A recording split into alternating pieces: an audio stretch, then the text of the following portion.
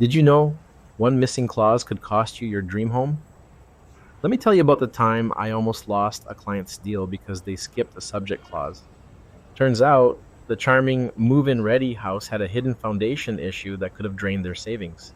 Here's the thing: filling out a contract of purchase and sale in BC doesn't have to feel like decoding hieroglyphics, but you do need to sweat the small stuff.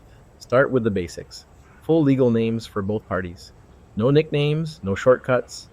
I once had a buyer write Auntie Sue instead of Susan Thompson, and let's just say the notary had a field day with that one. Next, nail down the property description.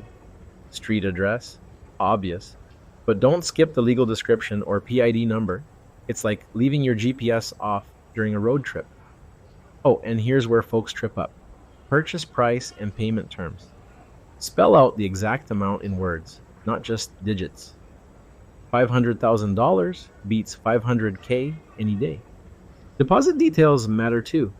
Aim for 5 to 10% held in trust. One client tried offering a vintage guitar as a deposit. Let's just stick to certified checks, yeah? Subject clauses, your lifeline. Financing, inspections, strata docs. Layer them like a lasagna.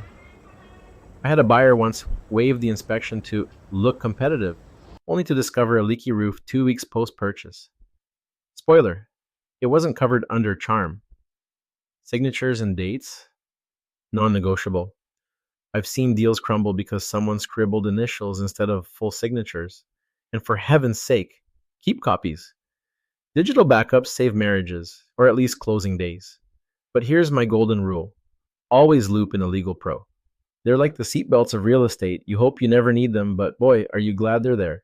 So, what's your biggest contract horror story? Share it below. We've all got one. If you want to read more about this topic, see the link in my profile.